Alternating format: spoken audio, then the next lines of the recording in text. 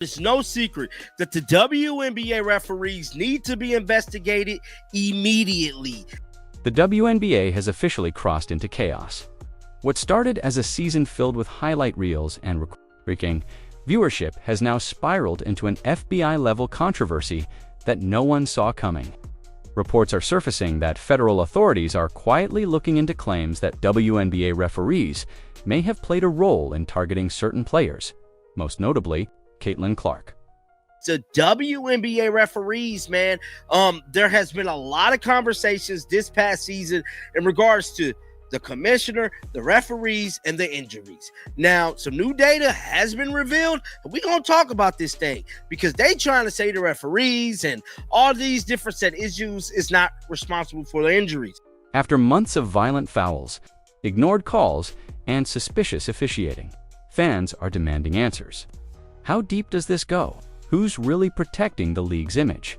And why does it seem like Caitlin Clark is always the one taking the hits? When they see players like Caitlin, see players like Sophie, and all of the other big-name players making massive, massive money, and everybody know they hate their guts.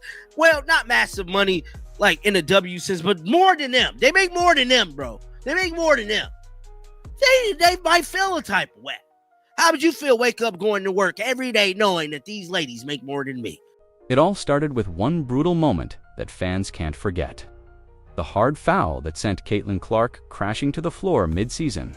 At first, it looked like just another aggressive play in a growingly physical league. But what followed turned that single incident into a national talking point. Clips of referees standing motionless as Clark took hit after hit went viral within hours. Analysts began questioning why so many dangerous plays were going uncalled. The silence from league officials only fueled the outrage, leaving fans convinced something deeper was happening behind the scenes. WNBA referee operations reviews data throughout the season to address what league sources refer to as a legitimate criticism and pinpoint areas officials need to improve on throughout that process. The referee operation committee found that accusations that officiating errors have led to more injuries were unfounded, league sources told ESPN. Commentators started connecting the dots. Over the course of the season, Caitlin Clark had been on the receiving end of more flagrant contact than any rookie in recent memory. Yet, when players retaliated against her, the whistles seemed to vanish. Social media erupted with side-by-side videos comparing Clark's fouls to similar incidents in other games where the difference was striking. Fans weren't just angry anymore, they were suspicious. They saying that the officiating is not leading to injuries. Well, to me, I think it is based off all of the WNBA I've seen this past season. I think a lot of their officiating is just like leading up to a bunch of stuff, bro. A bunch of stuff. Because it's getting to the point right now that the referees need to be looked upon as being alters of the game and need to be investigated on a major level, DOJ level. That's how bad the officiating is, bro. Behind closed doors, frustration spread through locker rooms. Players reportedly complained that the inconsistency of officiating wasn't just bad, it was dangerous.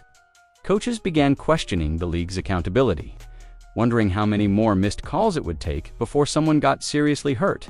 This is getting spooky for them to come out here and say this at the end of the season that they feel as if their referees is not resulting in injuries when we clearly know that it is.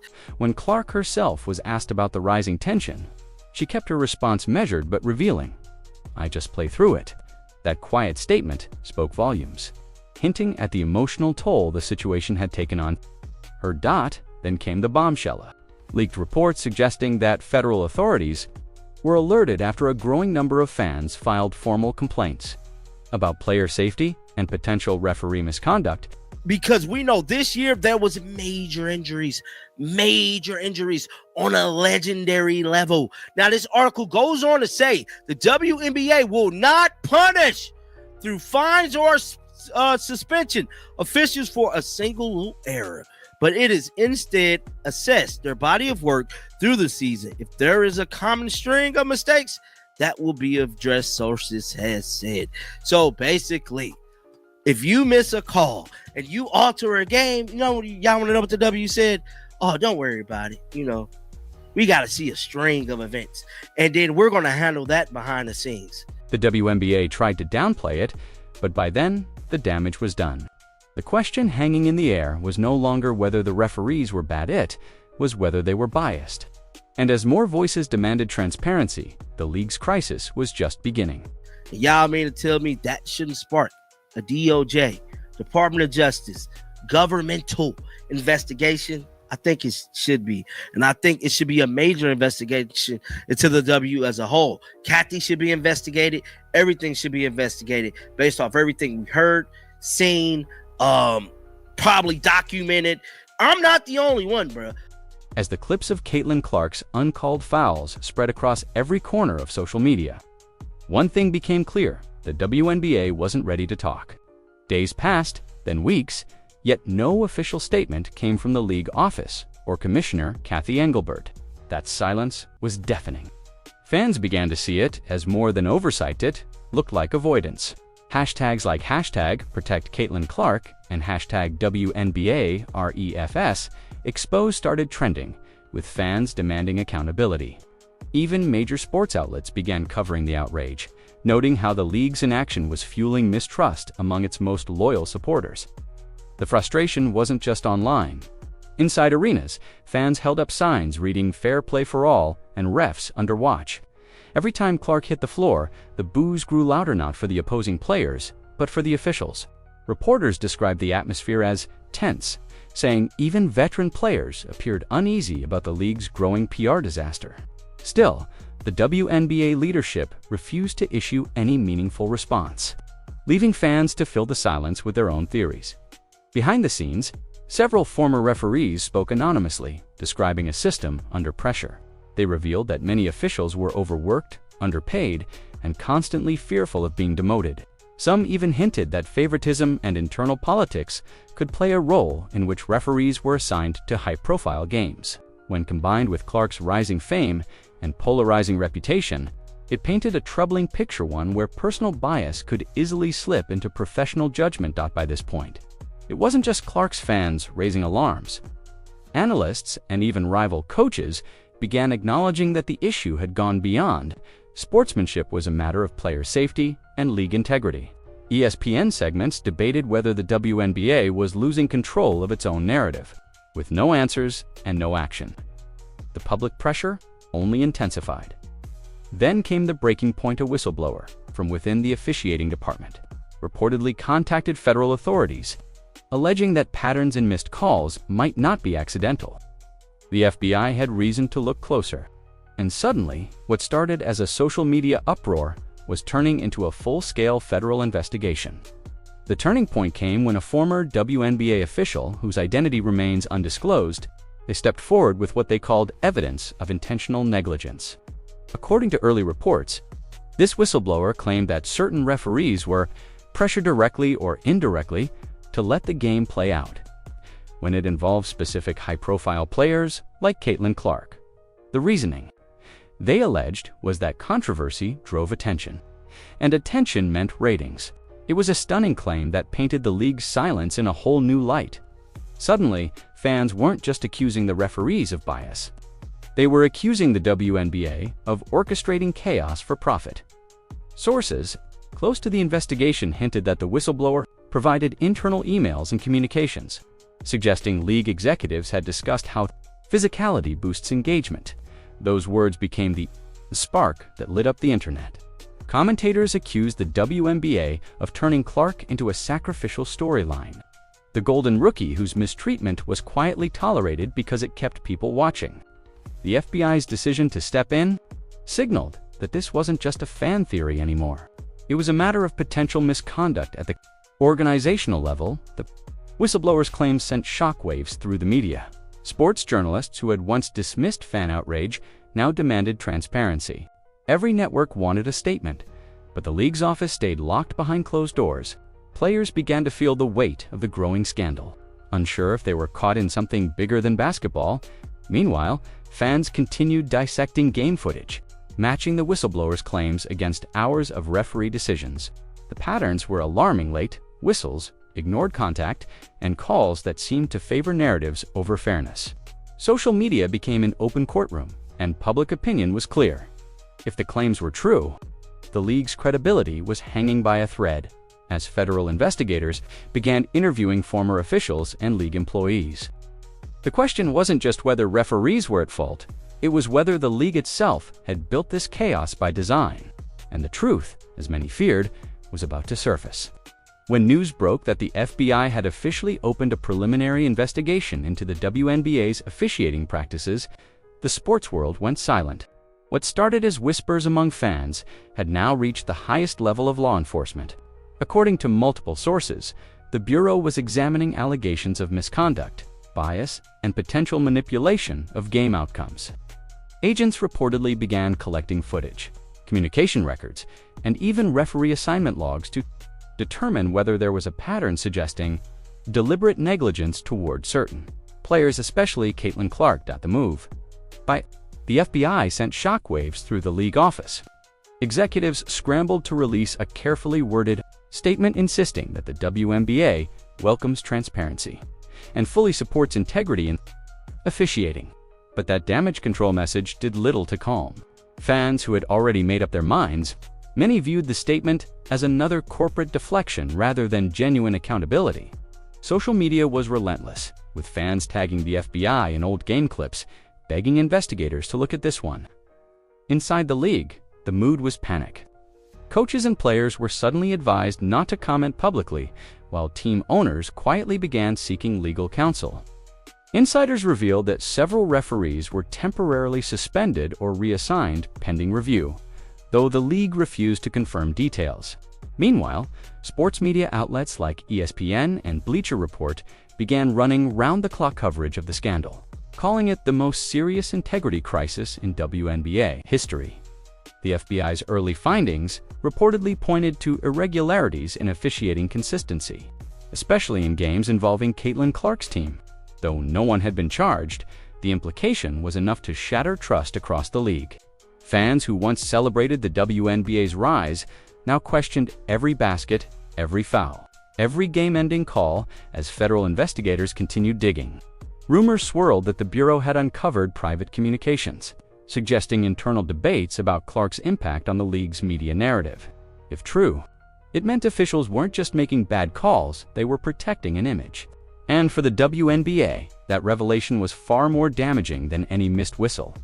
As soon as the FBI investigation became public knowledge, the media storm exploded.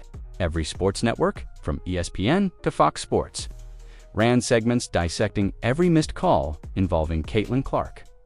Talk shows, podcasts, and YouTube commentators tore apart slow-motion replays, comparing them to similar fouls in men's basketball that drew instant whistles. The inconsistency was undeniable. Headlines screamed about corruption, while sports panels debated whether the WNBA had turned its own referees into scapegoats to cover up larger internal failures. Public trust began collapsing fast. The WNBA had fought for years to build legitimacy and respect, but this scandal threatened to undo it overnight. Fans who had supported the league's growth now demanded resignations. Kathy Engelbert, usually calm and diplomatic, suddenly found herself under attack from every angle. Critics accused her of prioritizing brand image over player safety. Even loyal sponsors began to quietly reconsider their partnerships, not wanting their logos attached to headlines involving the FBI. Meanwhile, Caitlin Clark became the face of both sympathy and controversy. Supporters rallied behind her, calling her the league's most unfairly targeted player. But others claimed she was unintentionally fueling the chaos by remaining silent, suggesting that her public comments or lack thereof were being carefully managed by agents and lawyers. Every expression she made on the court became a headline. At the same time, current and former players started speaking up. Some defended the referees, saying the job was thankless and impossible. Others hinted that favoritism had existed long before Clark's arrival. But the league never took it seriously because no one had the spotlight she did. That divide turned into open conflict online, with players arguing across social media about whether the investigation was justified. Through all of it, one fact became clear: the league's attempt to silence controversy had backfired spectacularly. The FBI wasn't just investigating the referees anymore. They were now looking into possible communication between league executives and media partners. The story had outgrown basketball, and what came next would decide the WNBA's future. Behind closed doors, the WNBA headquarters in New York turned into a pressure cooker. Meetings that were once about marketing campaigns and sponsorship deals had shifted into crisis control. Sources from inside the league claimed that executives were scrambling to contain the fallout as FBI agents began requesting access to internal communications. Panic set in when reports surfaced that emails discussing managing narratives and media perception were part of the evidence being reviewed. Those phrases alone sent shockwaves through the organization, suggesting the league might have prioritized optics over player welfare. Referees were suddenly silent. Many refused to speak publicly, fearing retaliation or legal consequences. Several veteran officials reportedly hired lawyers, unsure whether they were being treated as witnesses or suspects. Meanwhile, coaches and team staff began privately questioning how much the league office really knew. One insider leaked that certain referees had previously filed complaints about pressure from above to let high-contact games flow for entertainment value. If proven true, that would confirm what fans had suspected all along, that the WNBA had knowingly allowed chaos to boost viewership. Kathy Engelbert faced the toughest week of her tenure. League insiders said she appeared visibly exhausted, fielding constant calls from team owners demanding reassurance that the FBI wouldn't uncover anything catastrophic. Some even suggested a temporary leadership change might be necessary to protect the WNBA's image. The once celebrated commissioner who pushed for growth and visibility was now being painted as negligent and out of touch. Sponsors began quietly freezing ad placements. Television networks reportedly asked for contract reassurances in case the investigation escalated, and for players, the uncertainty was unbearable. Some feared games might be postponed or even canceled. The WNBA's dream, season fueled by Caitlin Clark's superstardom, had turned into its darkest chapter. And yet, the worst revelation was still to come. The FBI had reportedly discovered internal messages hinting at direct interference in officiating assignments for key matchups. If confirmed, it would mean manipulation at the highest level of potential scandal, capable of collapsing the league from within. Just when the league thought it couldn't get worse, everything unraveled overnight. A batch of confidential documents, allegedly tied to the FBI investigation, was leaked online. The files, reportedly containing referee assignments, internal memos, and fragments of private emails, painted a disturbing picture of manipulation and control. Fans combed through every detail, finding messages where league staff discussed protecting the product and maintaining narrative balance. Those vague but chilling phrases ignited a firestorm. To the public, it confirmed what they had feared all along: the WNBA wasn't just turning a blind eye, it was pulling the strings. Screenshots of the emails spread across social media like wildfire. One particularly viral post showed a line allegedly written by a senior official. "We can't have Clark dominating every headline, it's bad for parody." Whether authentic or not, the perception alone was devastating. Fans accused the league of weaponizing referees to control outcomes and storylines. Even media outlets that had defended the WNBA began demanding answers. ESPN anchors debated on air whether the league had crossed a moral line, while YouTube commentators and journalists dissected every word of the leaked correspondence. Inside the league, chaos reached a boiling point. Referees felt betrayed, players felt used, and fans felt manipulated. The supposed commitment to fairness had become a national joke. Caitlin Clark's camp released a short statement saying only, "Caitlin's focus remains on basketball," but that silence spoke volumes. The scandal had grown so large, it was now beyond any single player's control. Federal investigators confirmed that the documents would be examined for authenticity, but the damage was irreversible. Sponsors began publicly distancing themselves, pausing deals and requesting transparency reports. The WNBA's credibility, once its most valuable asset, was in freefall. And as the investigation deepened, whispers spread that indictments could be next. The once bright vision of women's basketball glory was now overshadowed by the most explosive scandal in league history. Within days of the leaks, the WNBA's entire leadership structure began to collapse. Several senior officials quietly resigned, citing personal reasons. though insiders revealed it was part of a coordinated damage control plan. Commissioner Kathy Engelbert was reportedly pressured by team owners to take an indefinite leave of absence while the investigation played out. What had once been a proud movement for women's sports empowerment had now turned into a public relations nightmare. Every network, every newspaper, every fan forum was asking the same question: how did it get this bad? The FBI investigation was still ongoing, but early reports suggested that enough irregularities had been found to warrant a full-scale audit of the league's officiating system. Referees were ordered to undergo retraining, and an external review committee composed of independent analysts and retired officials was brought in to oversee future games. For many fans, it was too little, too late. The WNBA's reputation had taken a beating, and rebuilding trust seemed nearly impossible. Caitlin Clark, meanwhile, became an unwilling symbol of reform. Despite her attempts to stay silent, her name was now permanently attached to the biggest scandal in WNBA history. Analysts said the way she handled herself through the storm, focused and unshaken only, elevated her status. She had become both victim and catalyst, representing every player who wanted fairness on the court. But for the league, the road to redemption would be long. Sponsors demanded transparency before renewing contracts, while fans continued flooding social media with calls for accountability. Many insisted that the only way forward was a complete overhaul from the top, office down to the referee training programs. As one former coach put it, basketball survives when integrity does. The investigation had exposed cracks in the foundation, but it also offered a chance to rebuild stronger. Whether the WNBA could rise from the scandal or crumble under its own corruption remained to be seen. But one thing was certain: the league would never be the same again. The WNBA's dream of growth and mainstream respect has been overshadowed by scandal, distrust, and investigation. What began as questions about rough play against Caitlin Clark spiraled into an unprecedented FBI probe that exposed the league's deepest flaws. Players, fans, and even officials now stand at a crossroads, demanding honesty, safety, and reform.